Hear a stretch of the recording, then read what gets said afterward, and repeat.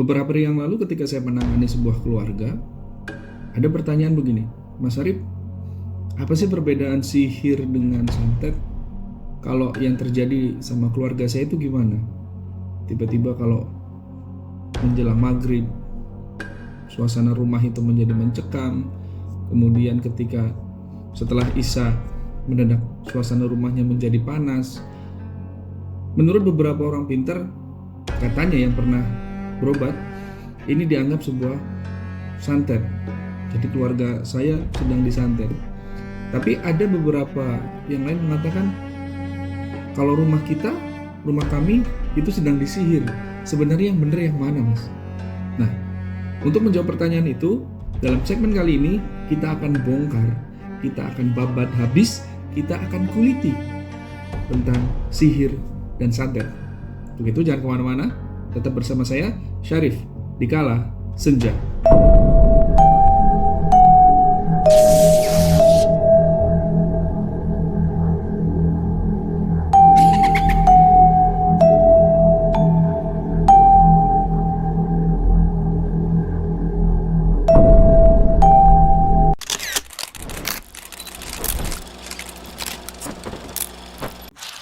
Assalamualaikum warahmatullahi wabarakatuh, teman-teman subscriber dan viewer di Kala Senja. Bertemu kembali dengan saya Syarif dalam kesempatan yang insya Allah hari ini kita akan ngebahas tentang seluk-beluk sihir, santet, dan semacamnya. Ya, karena saya yakin di luar sana masih banyak orang yang salah tafsir, salah persepsi, dan salah kaprah tentang apa sih itu sihir dan apa sih itu santet gitu kan. Banyak orang yang mengatakan ya santet ya seperti keluar paku dari mulut gitu kan, ataupun keluar jarum dari mata, itu juga termasuk sihir. Nah, dalam kesempatan kali ini saya lagi berada di luar kota, masih tur ria gitu kan, masih muter-muter ke beberapa daerah, dan insya Allah kita akan bahas ya, tapi beberapa jenis sihir, beberapa jenis santet yang nanti insya Allah kita akan kuliti ya, kita akan coba untuk belajar bersama. Dan saya nggak akan menurut asumsi-asumsi saya pribadi, tidak, tapi saya menghadirkan beberapa statement atau perkataan-perkataan beberapa ustadz dan ulama-ulama yang memang proper di bidang ruqyah syariah termasuk alam gaib itu. Nah, untuk itu siapkan kertasnya, siapkan catatannya, dan siapkan pulpennya. Barangkali ini bisa bermanfaat buat teman-teman, atau bahkan bisa untuk jawaban. Barangkali nanti teman-teman bisa menjawab perbedaan sihir dan santet itu seperti apa.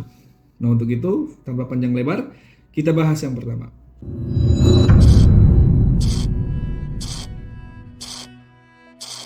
Perbedaan sihir dan santet.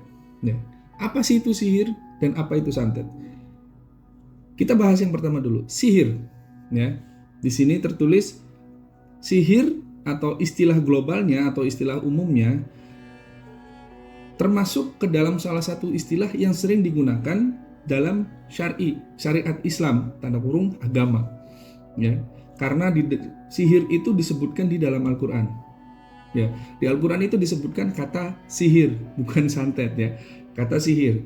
Kemudian istilah ini juga mencakup segala bentuk kerjasama antara manusia dengan jin untuk mencelakai atau mempengaruhi, menyesatkan lewat cara yang gaib. Ya. Jadi sihir itu ada nggak? Ada. Di Al-Qur'annya ada nggak? Ada. Nanti saya tampilkan ayatnya. Kemudian dalam istilah dunia ruqyah, khususnya ruqyah syariah, sihir itu seperti naungan ya. Sihir itu seperti kata kerja yang besar, yang di bawahnya atau di dalamnya itu termasuk ada pelet, kemudian guna-guna, santet, teluh, tenung, susuk, dan sebagainya. Yang mungkin istilah-istilah itu sering kita dengar ya, apalagi kita di Indonesia. Kemudian di salah satu ayat yang sering digunakan untuk meruqyah di surah Al-Baqarah ayat 102, saya yakin teman-teman sebagian juga sudah menghafal dan juga sudah tahu ya khasiat dengan ayat ini. Dan mereka mengikuti apa yang dibaca oleh syaitan-syaitan pada masa kerajaan Sulaiman. Itu dalil sihir. Dan ada cirinya. Ya, sihir itu ada cirinya. Yang pertama, ciri sihir itu ada kontrak perjanjian antara pelaku, ya, dalam hal ini dukun atau tukang sihir atau kahin dengan bangsa jin. Jadi antara manusia, kahin atau dukun atau paranormal itu punya kontrak, punya perjanjian dengan bangsa jinnya. Ada lagi juga selain kontrak, ada yang kedua yaitu ritual, seperti menghadirkan sesajen atau tindakan syirik. Bahkan di beberapa video saya menemukan, mohon maaf banget, ada yang harus menistakan Al-Quran, ada yang menyobek Al-Quran kemudian dibaluri dengan benda-benda yang najis gitu kan. Kemudian juga ada lagi yang menghinakan dirinya sendiri gitu.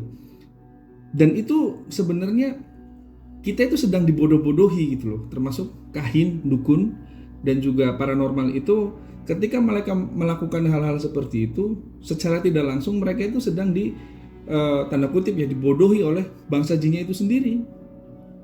Kenapa dibodohi? Karena mereka melakukan kegiatan-kegiatan yang tidak selayaknya manusia normal gitu. Contohnya dengan mencambuk dirinya sendiri, kemudian memanggil nama jin, akhirnya jin itu hadir, datang. Bahkan ada yang sampai memakan kotorannya sendiri agar ritual perjanjian itu terlaksana di dalam gua gitu misalkan. Nah, dari sekian banyak ciri, dari sekian banyak contohnya, ada kontrak perjanjian, ada sesajen dan sebagainya.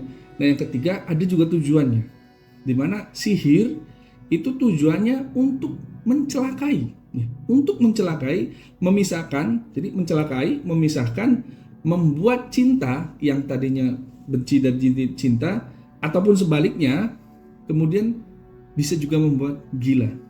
Ada sihir gila? Ada, nanti kita bahas sihir gila.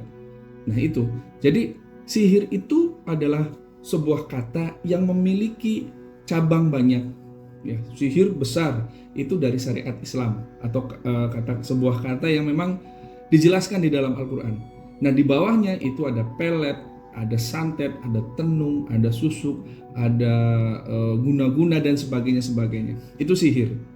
Kemudian yang kedua, santet. Apa itu santet? Ya, santet itu gampangnya kita anggap sebagai sihir versi lokal.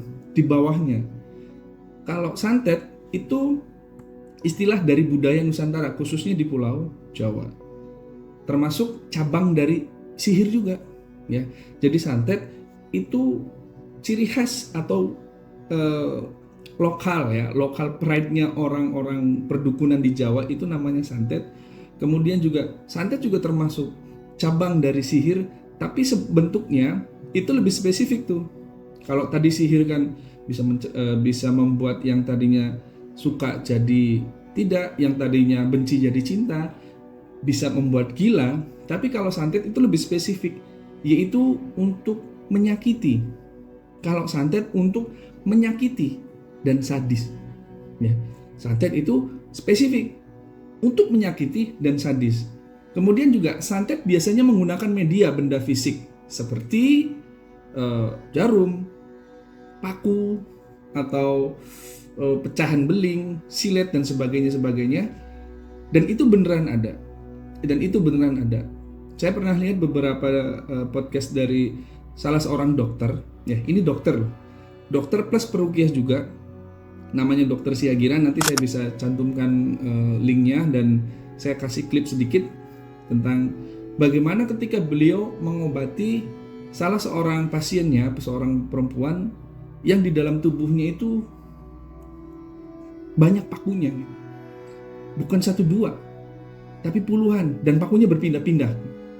Itu ciri santet, dan ini real, nyata, bukan katanya, bukan hanya hisapan jempol belaka, bukan statement orang-orang yang suka mistis, bukan. Dan ini real. Itu seorang dokter bedah ya. Kemudian santet juga biasa ya, tadi yang saya jelaskan, bisa menggunakan paku, beling, jarum, rambut, silet, bahkan hewan ya, semut misalkan gitu yang kecil-kecil ya, kalajengking, ular hitam dan sebagainya. Kemudian santet juga menggunakan bangsa jin Untuk apa? Untuk mengantar tanda kutip paket santetnya masuk ke dalam tubuh korban atau manusianya lewat mimpi atau sihir malam. Kenapa lewat mimpi atau sihir malam? Berdasarkan beberapa statement dari salah satu ustadz yang memang proper ya, kita sebut saja namanya Ustadz Muhammad Faizar hafizahullah ta'ala, semoga Allah jaga beliau. Beliau berkata, beliau berstatement bahwa santet itu bagian dari sihir yang khas.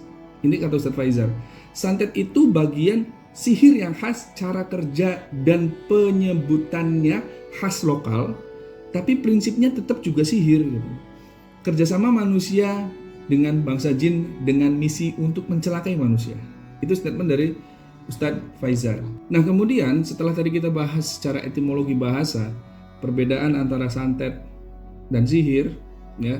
Sekarang kita masuk ke next pembahasan selanjutnya tentang jenis-jenis sihir. Kalau tadi kita ngambil statementnya Ustadz Muhammad Faizar hafizahullah ta'ala, sekarang kita ngambil statementnya dari salah satu syekh yang saya juga ambil bukunya, saya baca bukunya, saya ambil ilmunya dari beliau untuk mempraktekkan ruqyah syariah. Namanya Syekh Wahid Abdul Salam Bali hafizahullah ta'ala, di mana beliau memang salah seorang ulama zaman sekarang, dan Masya Allah ilmunya luar biasa sekali, khususnya dalam bidang ruqyah syariah dan hal gaib. Beliau menjadi ulama rujukan untuk mencari atau untuk mempelajari hal-hal yang sifatnya tentang hal gaib, bangsa jin, sihir dan sebagainya. Nah, apa statement ataupun pemecahan jenis-jenis sihir yang beliau tuliskan di dalam kitab-kitabnya? Kita bahas dulu. Jenis-jenis sihir menurut Syekh Wahid Abdul Salam Bali